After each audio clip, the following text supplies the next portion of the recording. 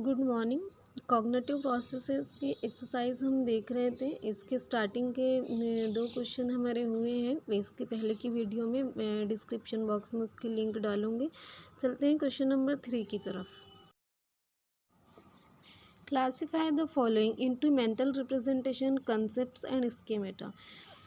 First one है, पहले पूरे ऑप्शंस देख लेते हैं। Image of your mother in your mind, building, tree, school, theatre, table, nail, arm strong. देखिए, पहले तो ये क्लियर होना चाहिए कि ये है क्या मेंटल रिप्रेजेंटेशन, कंसेप्ट और स्कीमेटा। मेंटल रिप्रेजेंटेशन वो ब्रेन इमेजरी है, वो मेंटल इमेजरी है जो फिजिकली प्रेजेंट नहीं है, that is mental representation. Concept किसी इंटरनल रिप्रेजेंटेशन है, किसी क्लास के लिए आपको इंटरनल रिप्रेजेंटेशन है। और स्कीमेटा ये इंटरनल रिप्रेजेंटेशन है that organises knowledge and concept and relationship. जो डिफरेंट कंसेप्ट है और उनके आपस में जो रिलेशनशिप है वो सारे को ये ऑर्गेनाइज करता है। तो आई होप क्लियर हुआ होगा। मेंटल रिप्रेजेंटेशन किसी चीज़ की मेंटल इमेज जो फ़िलहाल प्रेजेंट नहीं है। कंसेप्ट किसी का इंटरनल रिप्रेजेंटेशन किसी क्लास का, जैसे बर्ड एक इंटरनल रिप्रेजेंटेशन है। अभी बर्ड में क्रो आ सकते हैं, स्पैरो आ सकते हैं, कुकू आ सकते हैं। बर्ड एक इंटरनल रिप्रेजेंटेशन है। और इसके मेटा जो डिफरेंट कंसेप्ट और डिफरेंट नॉलेज का, डिफरेंट चीज़ों का जो रिलेशनशिप है, उनका आपस में जो रिलेशनशिप है वो इसके मेटा है। तो इसके हिसाब से image of your mother in your mind ये मेंटल रिप्रेजेंटेशन हुआ, क्योंकि ये फिज़िकली प्रेजेंट नहीं है। आप आपके मन में, आप आपके माइंड में सोच रहे हो उसको। साथ ही नेल आर्म स्ट्रॉन्ग, ये भी मेंटल रिप्रेजेंटेशन हुआ।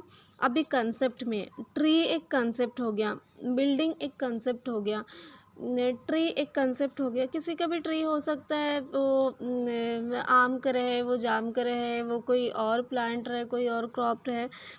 बिल्डिंग कोई भी बिल्डिंग हो सकती है, टेबल कोई भी टेबल हो सकता है। तो ये कंसेप्ट्स हो गया। टेबल किसी भी टाइप का टेबल हो सकता है, study table, computer table, writing table, whatever, desk, कैसा भी छोटा टेबल, स्टूल। तो ये सारे कंसेप्ट हो गए। इसके मेटा स्कूल, स्कूल में बहुत सारे कंसेप्ट, मतलब स्कूल में स्टूडेंट होंगे, स्कूल में टीचर होंगे, स्कूल में ऑफिस होगा, स्कूल में नॉन टीचिंग स्टाफ होगा, कई सारे कंसेप्ट और उनका रिलेशनशिप मिल के डिफाइन करता है स्कूल। थिएटर, थिएटर में भी कई सारी चीज़ें होती है। थिएटर में ऑब्वियसली लोग होंगे, वहाँ पे सीट्स होंगी, वहाँ पे सिनेमा स्क्रीन होगा, कई सारे कंसेप्ट मिलकर थिएटर को डिफाइन करते हैं। तो ये स्कीमेटा हो गया। फोर्थ है find odd one out. First है इसमें स्कीमा, परसेप्शन, अटेंशन, थिंकिंग। देखिए, परसेप्शन, अटेंशन और थिंकिंग ये सारे ही कॉग्निटिव प्रोसेस है, जबकि स्कीमा थिंकिंग का एलिमेंट है, इसलिए स्कीमा इसमें डिफरेंट हुआ। सेकेंड है searching solution, defining problem, incubation, implementation of the solution. Searching solution, defining problem, implementation of the solution, ये थिंकिंग का जो टाइप है, प्रॉब्लम सॉल्विंग, ये उसके स्टेप्स है। जबकि इंक्यूबेशन क्रिएटिव थिंकिंग का स्टेप है, इसलिए इंक्यूबेशन इसमें ऑड हुआ। थर्ड वन है reasoning, judgement, decision making, relaxing. Again reasoning, judgement, decision making ये सारे ही प्रॉब्लम सॉल्विंग थिंकिंग के स्टेप्स हैं, जबकि रिलैक्सिंग उसमें डिफरेंट है। लास्ट है concept, schema, solution, mental representation. Concept, schema और मेंटल रिप्रेजेंटेशन ये सारे ही थिंकिंग के एलिमेंट्स हैं, जबकि सॉल्यूशन प्रॉब्लम सॉल्विंग थिंकिंग का टाइप है। तो सॉरी, प्रॉब्लम सॉल्विंग थिंकिंग का स्टेप है, इसलिए इसमें सॉल्यूशन अलग हुआ।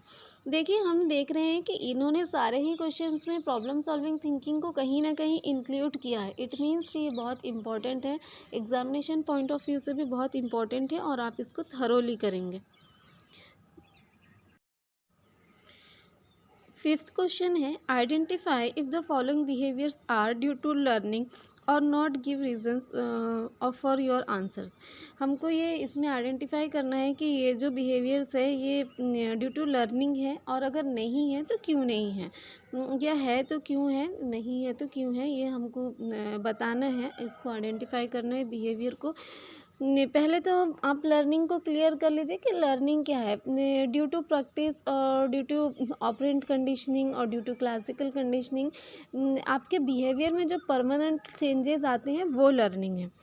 तो देखते हैं इन्होंने कौन से बिहेवियर यहाँ पे मेंशन किए हैं। फर्स्ट है, after much hard work you are able to perform a dance step properly. Definitely ये लर्निंग है। हम जनरली भी बोलते हैं कि बहुत प्रैक्टिस से डांस सीख लिया, तो ये लर्निंग है। अभी इसको साइंटिफिकली हम प्रूफ करते हैं कि कैसे लर्निंग है, साइकोलॉजिकली प्रूफ करते हैं। Yes, it is due to learning. हाँ, ये लर्निंग है because learning takes place because of practice, क्योंकि लर्निंग प्रैक्टिस से ही आती है। आप किसी चीज़ की प्रैक्टिस करते हो, आप किसी चीज़ की मशक करते हो, तो दैट इज़ लर्निंग। सेकेंड है, in spite of getting hurt शायाना a 5-year-old child continues to play with knife. इसका आंसर है no, it's not learning because there is no change in behaviour. Learning में लर्निंग वही होता है जब behaviour में चेंज हो। अभी उसके बिहेवियर में कोई चेंज नहीं है, मतलब ये लर्निंग नहीं है। वो उसको चाकू से उसको कट लगा है, फिर भी वो उसी से खेल रही है।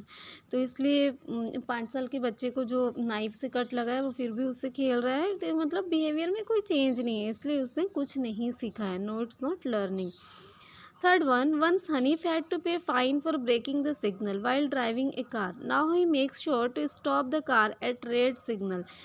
एक मरतबा हनीफ को सिग्नल ब्रेक करने पर फ़ाइन भरना पड़ा था, तो अभी वो बिल्कुल श्योर करते हैं कि सिग्नल पे अपनी गाड़ी रोके।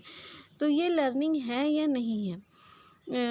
Yes, it is due to learning. ये बिल्कुल लर्निंग है। कैसे लर्निंग है? क्योंकि पहली बात तो लर्निंग बिहेवियर में चेंजेस लर्निंग होते हैं, तो इसके बिहेवियर में चेंज आया, ये अभी हर बार सिग्नल पे गाड़ी रोकता है। सेकेंड थिंग, ये एक्सपेरिमेंट से लर्निंग, एक्सपेरिमेंट से आपको आती है। उसको एक्सपीरियंस हुआ था कि उसने सिग्नल तोड़ दिया था, तो उसको फ़ाइन पे करना पड़ा था। ये उसका एक्सपीरियंस है, इसलिए उसके बिहेवियर में चेंज आया।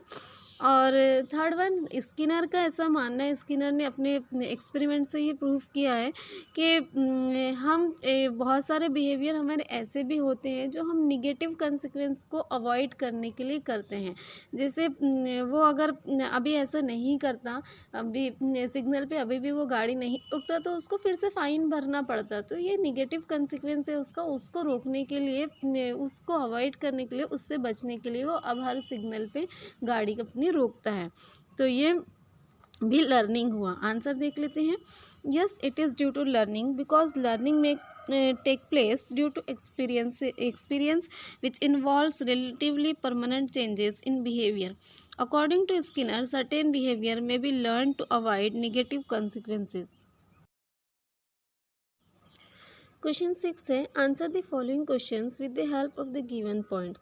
फर्स्ट है इसमें explain the stages of problem solving. Problem solving के 4 स्टेजेस है। एक तो डिफाइनिंग प्रॉब्लम, फिर generating alternative solutions, then selecting solutions, और लास्ट वन है implementing and taking follow of the solution. तो वन बाय वन हम देखते हैं। फर्स्ट वन है defining problem. In this step, a person needs to identify and define the problem correctly. If a person defines the problem incorrectly, he will never reach the solution. For example, when a baby is crying due to a stomach ache, and if her mother wrongly interprets it as due to hunger, the problem remains unresolved. पहले तो आपको problem को identify करना होता है, आपको problem को समझना होता है, डिफ़ाइन करना होता है कि प्रॉब्लम क्या है, तभी आप उसके सॉल्यूशन की तरफ बढ़ सकते हो। अगर आप प्रॉब्लम को ही सही से आइडेंटिफाई नहीं कर सकते तो आप उसका सॉल्यूशन नहीं ढूंढ सकते। अगर आप उसको गलत इंटरप्रेट करते हो तो आप उसका सॉल्यूशन तक नहीं पहुंच सकते। मिसाल के तौर पर, अगर एक बच्चा पेट के दर्द से रो रहा है, लेकिन उसकी माँ ये समझती है कि उसको भूख लगी इसलिए वो रो रहा है, तो उसकी माँ उसको दूध पिला दे, उसको खाना खिला दे, तो वो उसका रोना बंद नहीं होने वाला है, उसकी तकलीफ़ ख़त्म नहीं होने वाली, क्योंकि उसको तो पेट दर्द हो रहा है, उसको भूख नहीं लगी है। यही होता है कि जब आप प्रॉब्लम को नहीं आइडेंटिफाई कर पाते तो आप उसका सॉल्यूशन भी नहीं ढूंढ सकते। जिसका जो प्रॉब्लम है सॉल्यूशन उसी का निकलना चाहिए ना। अगर आप कोई और चीज़ का सॉल्यूशन निकालेंगे तो वो इसको तो सेटिस्फाई नहीं करेगा। तो फर्स्ट स्टेप ये होता है प्रॉब्लम सॉल्विंग का कि आप प्रॉब्लम को आइडेंटिफाई कर लें, उसको डिफाइन कर लें।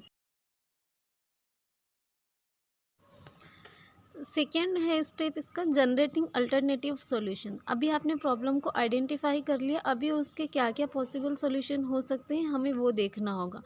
For every problem there are various solutions, some effective while some में turn out to be ineffective. किसी भी प्रॉब्लम के कई सारे सॉल्यूशन हो सकते हैं जिसमें कुछ इफेक्टिव होते हैं जबकि कुछ इनइफेक्टिव होते हैं, सर्कमटेंसेस के हिसाब से होता है, सिचुएशन के हिसाब से।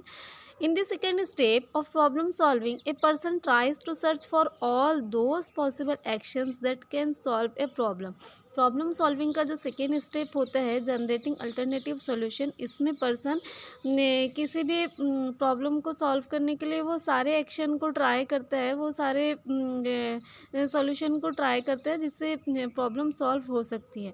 For example if a person मतलब एक्सप्लोर करता है, ट्राई करता है मतलब एक्सप्लोर करता है वो उसको। For example if a person is suffering from A severe headache, he she may start thinking of taking rest, listening to music, meditating, taking medicine, etc. Suppose किसी के सर में दर्द हो रहा है तो वो रेस्ट करने का सोच सकता है, वो म्यूज़िक सुनने का सोच सकता है, वो मेडिटेशन का सोच सकता है, या फिर वो मेडिसिन लेने का भी ऑप्शन उसके पास में होता है। अब एक हेडेक के लिए अभी वो किस सिचुएशन में है, वो कहाँ पे है, क्या सराउंडिंग है, क्या है, उसके हिसाब से फिर वो इन सारी चीज़ों में से किसी को सिलेक्ट करेगा जो कि नेक्स्ट स्टेप है। लेकिन पहले तो वो जितने भी सारे उसके सॉल्यूशन हो सकते हैं वो उनको एक्सप्लोर करता है। तो थर्ड स्टेप हम देखते हैं जो इसके बाद वाला है, जनरेटिंग सॉल्यूशन के बाद वाला सिलेक्टिंग सॉल्यूशन। कई सारे सॉल्यूशन तो हमने एक्सप्लोर किए, कई सारे सॉल्यूशन तो हमने सोचे कि क्या क्या हो सकते हैं, लेकिन डेफिनेटली हमको उसमें से किसी एक को ही सिलेक्ट करना होगा। जो आप रेस्ट भी करते हैं, रेस्ट भी करें, आप मेडिसिन भी लें, आप मेडिटेशन भी करें, आप म्यूज़िक भी सुने, सारी चीज़ें एक साथ पॉसिबल नहीं होगी। और वैसे भी कोई एक को आप सिलेक्ट करते हो तो उससे आपको आपकी प्रॉब्लम का सॉल्यूशन मिलेगा। और अगर कोई ऑप्शन उसमें फ़ेल होता है, जैसे म्यूज़िक सुनने से आपको हेडेक कम नहीं होता है या मेडिटेशन करने से आपका हेडेक कम नहीं होता है, तो आप दूसरे ऑप्शन के उनको देखेंगे, दूसरे ऑप्शन को ट्राई करेंगे। तो ये जो सारा प्रोसीजर होता है ये सिलेक्टिंग ए सॉल्यूशन होता है। तो देखते हैं आंसर में, in this third step of problem solving out of many possible solutions the person select one on the basis of the reasoning applied. जो इस स्टेप में जब आप बहुत सारे सॉल्यूशन आपके पास में होते हैं, आप उसमें से कोई एक को सिलेक्ट करते हो वैलिड रीज़न के साथ में। Reasoning ability of an individual helps him her to solve problem more realistically. आपकी रीजनिंग एबिलिटी जो होती है ये किसी भी प्रॉब्लम को सॉल्व करने में, किसी भी प्रॉब्लम को रियलिस्टिकली सॉल्व करने में हेल्प करती हैं। आप जब तक कि किसी सॉल्यूशन के पीछे रीज़न नहीं दे पाते हो, उसका कोई वैलिड रीज़न नहीं होता, तब तक कि आप उसको रियलिस्टिकली सॉल्व नहीं कर पाते। For example if a person recalls that meditation helped him her in reducing his or headache last time, he she will select the same solution for the problem in the current situation.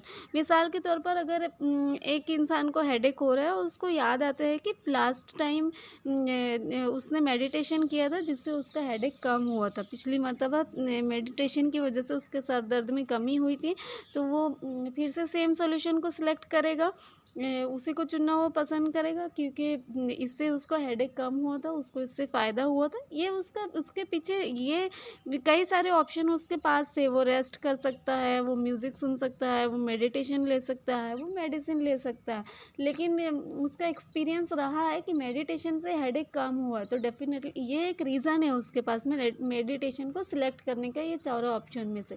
तो इसलिए वो फिर से meditation को select करेगा। ये जो होता है कि कई सारे ऑप्शन में से आप कोई एक ऑप्शन को सिलेक्ट, कोई एक सॉल्यूशन को आप सिलेक्ट करते हो, ये सिलेक्टिंग सॉल्यूशन स्टेज है।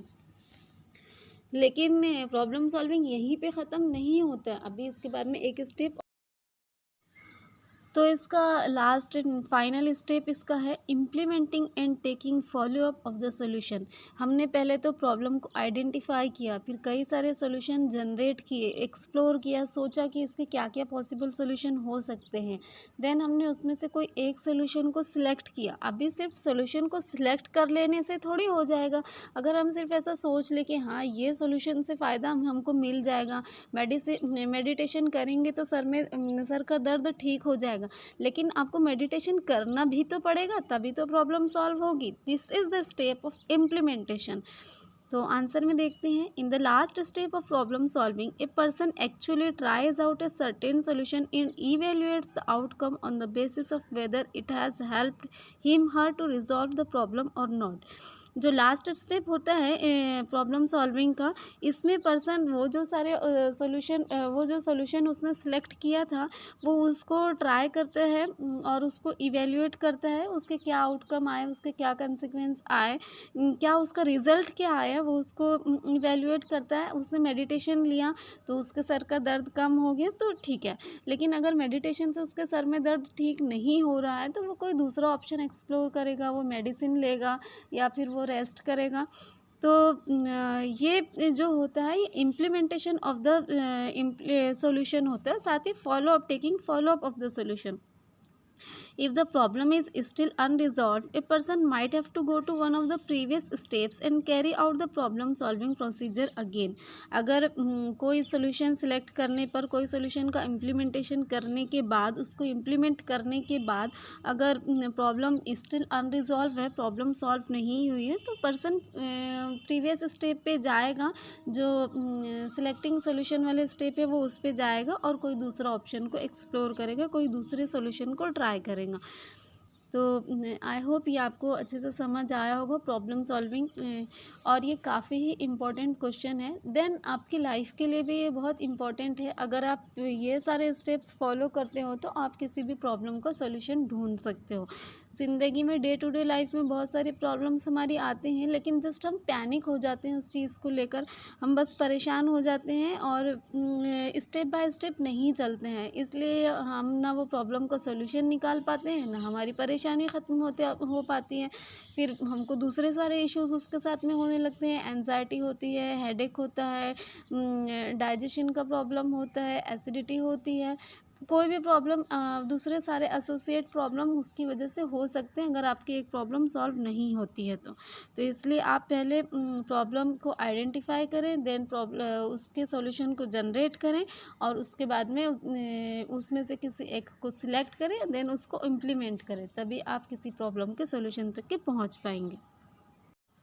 सेकेंड क्वेश्चन है, explain the stages of creative thinking. अभी हमने प्रॉब्लम सॉल्विंग थिंकिंग देखा, अभी क्रिएटिव थिंकिंग देखते हैं। तो इसके 4 स्टेजेस हैं, प्रिपरेशन, इंक्यूबेशन, इलिमिनेशन, वेरिफिकेशन। सबसे पहले तो प्रिपरेशन, क्रिएटिव थिंकिंग का पहला स्टेप है प्रिपरेशन। तो in this it is the stage of formulating the problem and gathering information, materials etcetera for finding new solutions.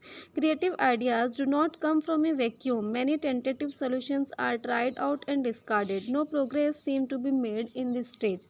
जो पहला वाला स्टेज है प्रिपरेशन का, थोड़ा सा प्रॉब्लम सॉल्विंग से मिलता जुलता है कि पहले तो आपको प्रॉब्लम को फॉर्मुलेट तो करना ही पड़ेगा, उसके साथ में इसमें और क्या होता है, आप प्रॉब्लम को फॉर्मुलेट करें, देन आप उसके से रिलेटेड सारी इन्फॉर्मेशन, सारे मटेरियल को गैदर करें, जमा करें, इकट्ठा करें सॉल्यूशन को फाइंड आउट करने के लिए।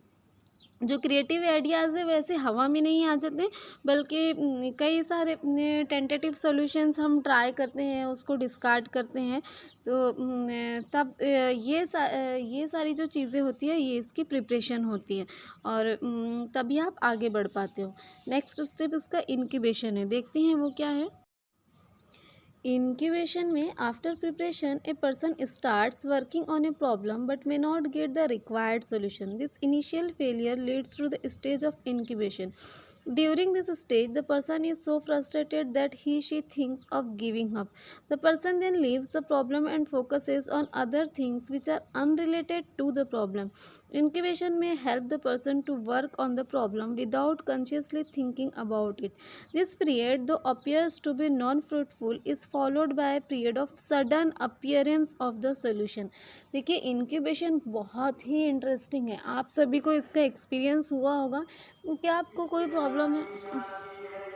आप उसके बारे में बहुत सोचते हो, आपको कोई सॉल्यूशन मिल ही नहीं पाता, कुछ समझ में ही नहीं आता कि क्या करना चाहिए, तो आप छोड़ देते हैं, आप परेशान हो जाते हैं, झुंझुला जाते हैं आपकी नहीं अभी मुझे नहीं करना है ये, ठीक है जो होगा देखा जाएगा, या फिर आप जस्ट फ्रस्ट्रेट हो जाते हैं। आप सोचते ट्राई करते करते बहुत सारे ऑप्शंस को, लेकिन आपको सॉल्यूशन नहीं मिल रहे हैं। अभी आपने वो छोड़ दिया, वो काम आपने उसके बारे में सोचना छोड़ दिया, आपने उस पर वर्क करना छोड़ दिया और आप दूसरे दूसरे कामों में अपने लग गए, दूसरी एक्टिविटी में आप लग गए ना। जस्ट एक फ्लैशबैक होता है, अचानक ही आपको लगता है अरे ये इसका सॉल्यूशन हो सकता है। ऐसा एक्सपीरियंस हुआ है आपको कभी? डेफिनेटली बहुत बार हुआ होगा। तो ये जो पीरियड था, जो आपने गिव अप कर दिया था, और लेकिन आपका माइंड उस पर काम कर रहा था। फिजिकली तो आपने उस पर गिव अप कर दिया था, प्रेजेंटली तो आप उसके बारे में नहीं सोच रहे थे, आप उसके बारे में काम नहीं कर रहे थे, आप दूसरी एक्टिविटीज़ में इन्वॉल्व हो गए थे, लेकिन आपका माइंड उस पर काम कर रहा था, वो प्रॉब्लम पर आपका माइंड काम कर रहा था, और अचानक से आपके माइंड में सॉल्यूशन आता है। तो ये जो पीरियड होता है ये इंक्यूबेशन होता है। और फिर elimination after incubation, suddenly like a flash of light the correct solution appears in front of the minds eyes and the person experiences a rush of excitement.